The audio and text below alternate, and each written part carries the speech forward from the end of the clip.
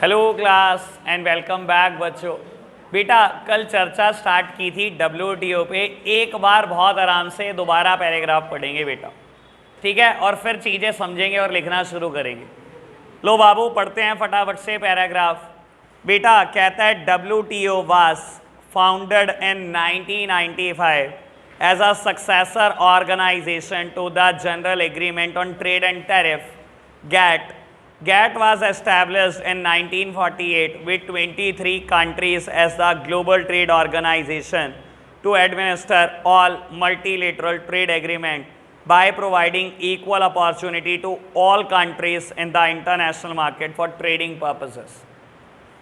ढंग से पढ़ना बस जो पढ़ रहे हो, क्योंकि बहुत कम पढ़ रहे हैं, ढंग से पढ़ना कि बाद में कुछ पूछूं बता सको। बेटा कहता है WTO is expected to establish a rule-based trading regime in which nations cannot place arbitrary restriction on trade. कहता है WTO को इसलिए एस्टैब्लिश किया ताकि कोई भी कंट्री बेटा आर्बिट्रेरी रेस्ट्रिक्शन ना लगा सके ट्रेड पर, ठीक है ना। यानी कि बेटा समझा देता हूँ, जैसे इंडिया करता था कोटा और टैरिफ अपनी डोमेस्टिक इंडस्ट्रीज बचाना, वो वाली कहानी नहीं चलेगी। WTO को बनाया इसलिए गया बेटा। कहता है in addition its purpose is to enlarge production and trade of services. बेटा देख लो इसका ऑब्जेक्टिव क्या था, पर्पस बता रहा है। कहता है WTO के पर्पस क्या थे, एनलार्ज करना प्रोडक्शन और ट्रेड ऑफ सर्विसेज। बेटा पहले तो इंडियन कॉमोडिटी के लिए, इंडियन डोमेस्टिक इंडस्ट्रीज के लिए बेटा सिर्फ इंडिया ही मार्केट थी। जब आप WTO के मेंबर बन जाते हो बेटा, इतनी सारी कंट्री के दरवाजे आपके लिए खुल जाते हैं। 148 कंट्रीज हैं मेंबर। तो आप सोचो ना सही बेटा कि अब आपके लिए क्या है बाबू, खाली एक इंडिया कोई बाबू इकोनॉमी नहीं है, दुनिया एक इकोनॉमी है। तो बेटा कहीं ना कहीं प्रोडक्शन ऑफ गुड्स भी बढ़ेगा, कहीं ना कहीं आपकी सेल भी बढ़ेगी, कहीं ना कहीं आपका प्रॉफिट भी बढ़ेगा। चलो आगे बढ़ना। To ensure optimum utilisation of world resources and to protect the environment. बेटा दूसरा ऑब्जेक्टिव वर्ल्ड के रिसोर्सेज का ऑप्टिमम यूज करना, तीसरा ऑब्जेक्टिव वर्ल्ड के एनवायरमेंट को प्रोटेक्ट करना।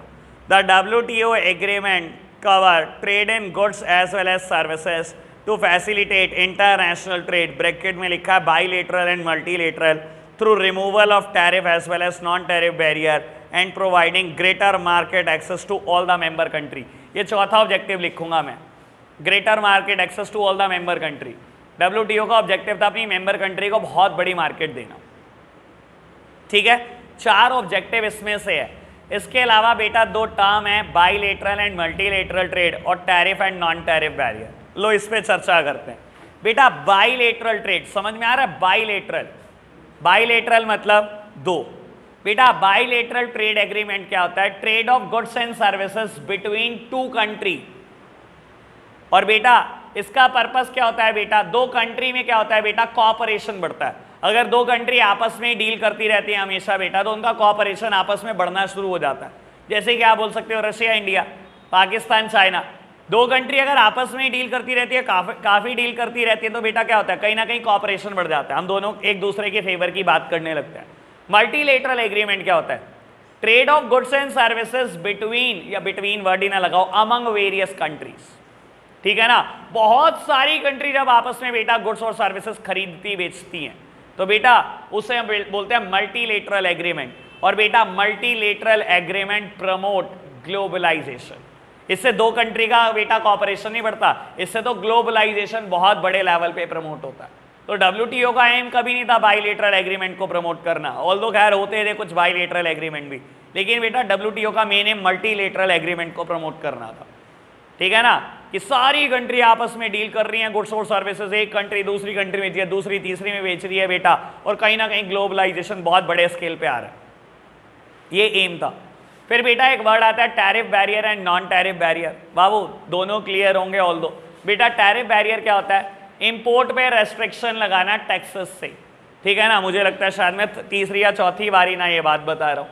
बेटा ये US से है और ये कोई कॉमोडिटी इंडिया में बेचना चाहता है, और इंडिया क्या करता था बेटा, इंपोर्ट रोकता था। कैसे, टैक्सेस लगाकर इंपोर्ट रोकता था, इसे हम टैरिफ बैरियर कहते थे, ठीक है ना। समझाने के लिए मैंने पहले भी ये बात बोली हुई है। आप कोई चीज बना रहे हो बेटा 2 रुपए पर केजी में, ठीक है ना, और बेटा इंडिया बना रहा है ₹3 पर केजी, वही चीज बेटा बिकनी किसकी चाहिए? यूएसए की। जो सस्ता बना रहा है वो सस्ता बेचे। डब्ल्यूटीओ का प्रिंसिपल भी यही है बेटा, free trade in goods and services, survival of the fittest. ठीक है ना? तो बेटा यूएसए का सस्ता बिकना चाहिए। लेकिन बेटा जब तक आप डब्ल्यूटीओ के मेंबर नहीं थे, आप क्या करते थे बेटा, जैसे ये चीज इंडिया में इंपोर्ट होती थी इसके ऊपर अननेसेसरी बहुत ज्यादा कस्टम ड्यूटी लगा देते थे, जिसको आप इंपोर्ट ड्यूटी बोलते हो, जिसको आप प्यार से टैरिफ बोलते हो। कितना टैरिफ लगा दिया आपने? जानबूझकर लगा दिया 100%। ₹2 की चीज के ऊपर ₹2 का टैक्स लगा दिया। वो इंडिया में पहुंची ₹4 की, बिकेगी? बिकने देते नहीं थे आप। आपका काम ही यही था बेटा कि अपनी डोमेस्टिक इंडस्ट्रीज को बचा रहे हो आप। लेकिन डब्ल्यूटीओ ने बोला बेटा ये सब चलेगा नहीं, ना तो टैरिफ बैरियर से, ना बेटा नॉन टैरिफ। नॉन टैरिफ क्या होता है? टैक्स के अलावा और जो भी कोई चीज आप इस्तेमाल करते थे वो भी नहीं चलेगी। देखो बेटा इस्तेमाल बहुत सारी चीजें होती थी। पहली चीज है बेटा कोटा या क्वांटिटेटिव रेस्ट्रिक्शन। कोटा क्या होता था? अगेन आपने बेटा इसके ऊपर टैक्स तो नहीं लगाया, ये ₹2 किलो ही बिकने दे रहे हो आप इंडिया में, लेकिन आपने बोल दिया कि बेटा जो भी फॉरेन से वीट आ रहा है उसका इंपोर्ट 10,000 किलो से ज़्यादा नहीं हो सकता। तो अगर 10,000 किलो ये बिकेगा तो उसके बाद क्या होगा? उसके बाद इंडिया का ही बिकेगा। तो बेटा अगेन आपने अपनी डोमेस्टिक इंडस्ट्री को फिर कहीं ना कहीं बचा लिया। ठीक है ना? और बता देता हूँ बेटा, डेवलप्ड कंट्रीज बहुत बचाती थी बेटा, जैसे कि यूएसए। मान लो बेटा यूएसए में वीट हुआ ही ₹4 पर केजी, कॉस्ट ही ₹4 पर केजी आ रही है। यूएसए बोल देता था अपनी डोमेस्टिक इंडस्ट्रीज को, मैं तुम्हें प्रोटेक्ट करूंगा, एक काम करो, ये इंडिया में तुम ₹2 पर किलो के हिसाब से एक्सपोर्ट करो, ₹2 पर किलो के हिसाब से पैसे मुझसे लेते रहो।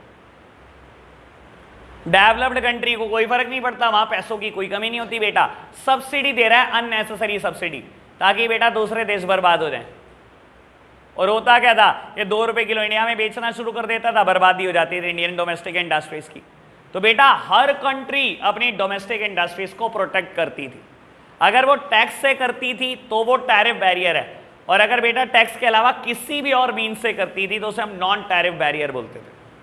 It may be quantitative restriction और इट मे बी सब्सिडी। समझ आई ये चारों बातें?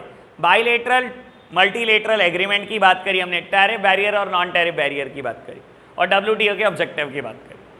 ठीक है जी, इतनी बातें लिखो बाबू। फिर देखते हैं, एक और क्वेश्चन लिखवाऊंगा इसके अलावा छुट्टी लिखना बेटा। ऑब्जेक्टिव ऑफ डब्ल्यूटीओ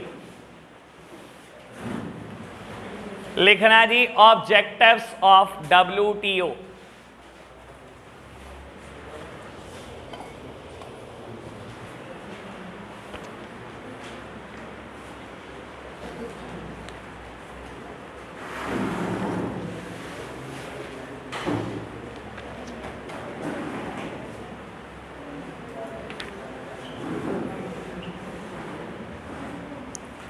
बाबू इसमें फर्स्ट लिखना, to enlarge the production and trade of services. To enlarge the production and trade in services.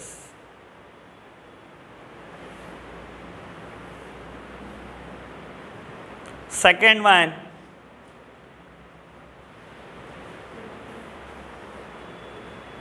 To ensure optimum utilization of world resources. To ensure optimum utilization of world resources.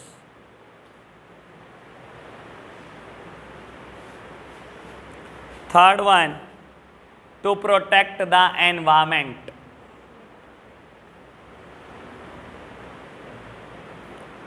Fourth one, to provide greater market access.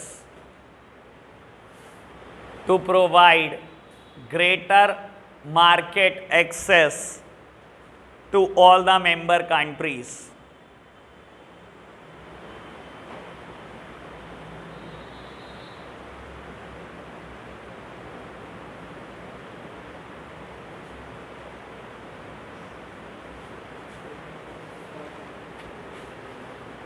लिख लिया? लिखो जी बेटा, short note on multilateral and bilateral agreement. बाबू जैसे कि आपके school खुलने वाले हैं 16 अगस्त से, अगर स्कूल खुलते हैं, फाइनल होता है, तो हम अर्ली मॉर्निंग पढ़ेंगे। हाँ हाँ, चलो देखेंगे। हाँ हाँ हाँ, आपको भी अच्छा लगेगा, मुझे भी। 5 से 7 और क्या। चलो जी, अरे इतना बढ़िया लगता है, तुम्हें नहीं पता वो टाइम पढ़ने के लिए कितना अच्छा है। चलो जी, अच्छा चलो देखेंगे बेटा। लिखना first bullet, bilateral trade is the trade off goods and services. Bilateral trade is the trade of goods and services between two countries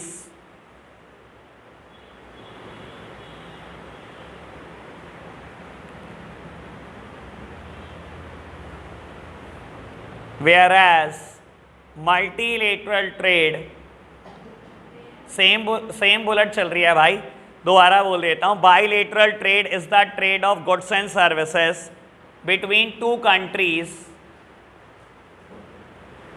whereas multilateral trade, same bullet as same, whereas multilateral trade is the trade of goods and services, is the trade of goods and services with more than two countries, with more than two countries.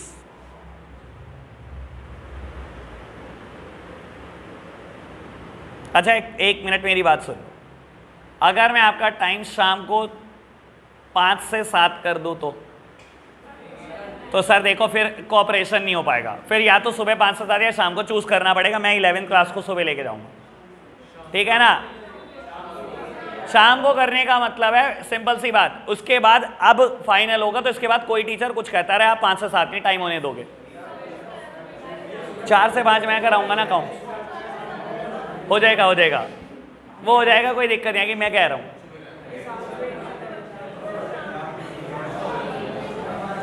चलो जी बेटा, second bullet लिखो। Due to the bilateral nature of trade, due to the bilateral nature of trade, the cooperation between the two countries is encouraged. The cooperation between two countries, due to the bilateral nature of trade, the cooperation between the two countries is encouraged. Whereas in multilateral trade, globalization is encouraged.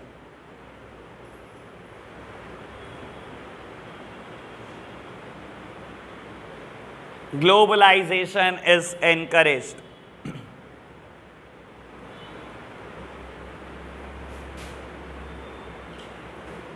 बेटा एक और short note लिखना बेटा, tariff and non tariff barriers, tariff and non tariff barriers.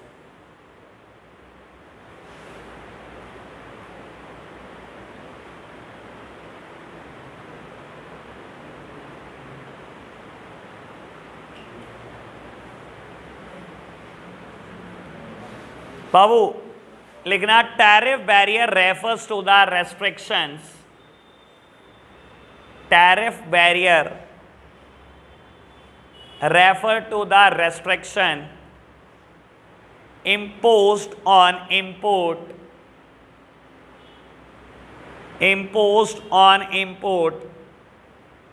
by a government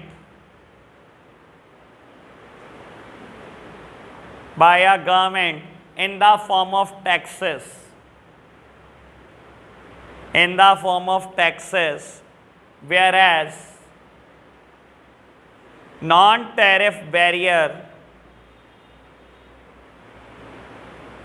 refers to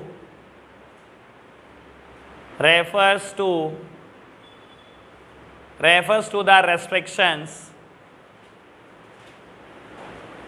imposed by the government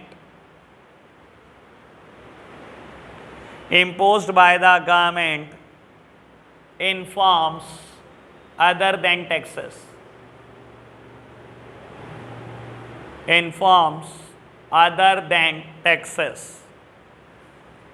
बाबू एक question लिखना, question लिखो पहले फिर आंसर। ये इंपॉर्टेंट क्वेश्चन है, बोर्ड्स में आया हुआ है इसलिए लिखवा रहा हूं। The benefit of being a member, the benefit of being a member of WTO is limited for the countries, is limited for the countries like India,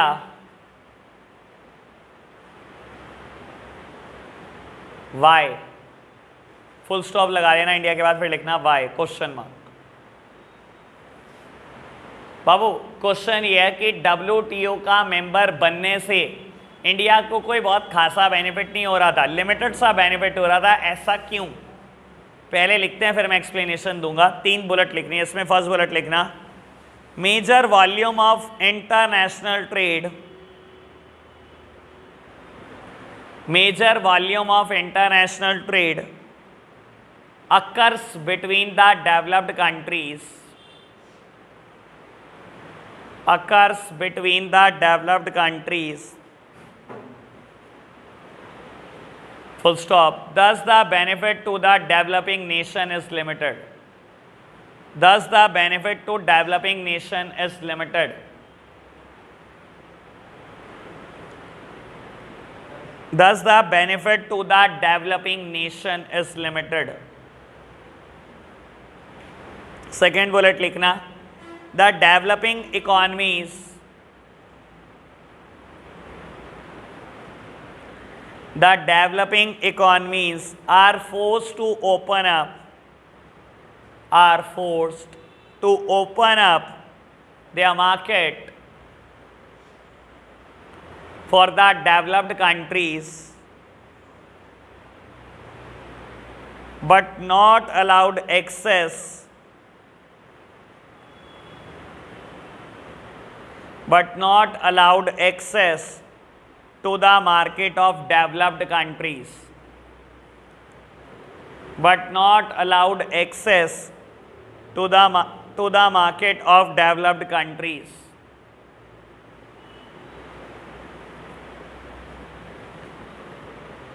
third bullet लिखना बेटा, many developing countries, many developing countries exports, many developing countries exports continue to face, many developing countries export continue to face significant barrier in rich countries market.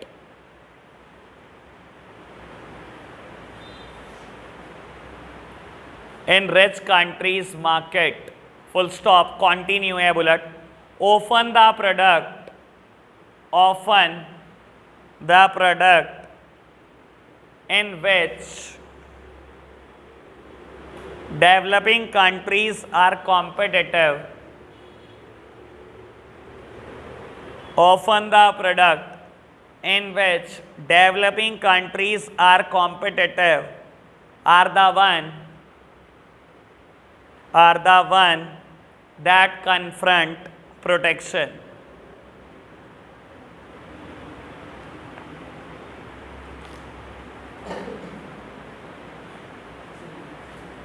बेटा एक बार आप तीनों ये note जितने लिखे हैं सब रीड कर दो, आखिरी वाला टॉपिक मैं समझाऊंगा अभी, पहले आप फटाफट से रीड कर दो।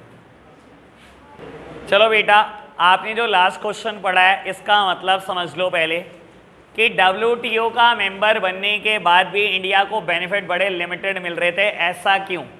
क्योंकि बेटा देखो एक बात समझ लो, WTO की जो मेंबर कंट्रीज होती थी राज डेवलप्ड कंट्रीज का ही चलता था, ठीक है ना। WTO तो एक आर्टिफिशियल पर्सन है, डिसीजन कौन लेता था बेटा?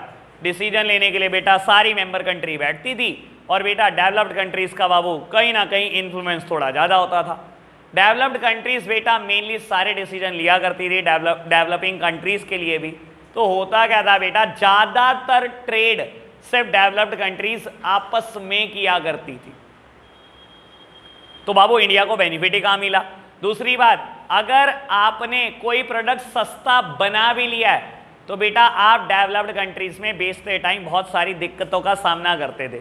क्योंकि होता क्या था बेटा, अगर आपने सस्ता बना दिया है तो डेवलप्ड कंट्रीज क्या करती थी, अपने देश में सब्सिडी दे देती थी।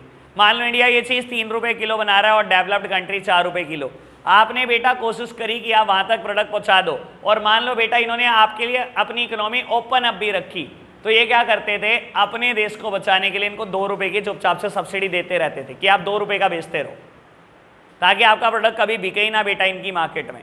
और ये जबरदस्ती करते थे सारी डेवलपिंग कंट्रीज के साथ कि आप WTO के मेंबर बने हो तो आपको तो अपनी कंट्री ओपन अप रखनी पड़ेगी, आपको तो ग्लोबलाइजेशन को पूरा प्रमोट करना है, आपकी कंट्री में कोई ऐसी रेस्ट्रिक्शन नहीं रहेगी।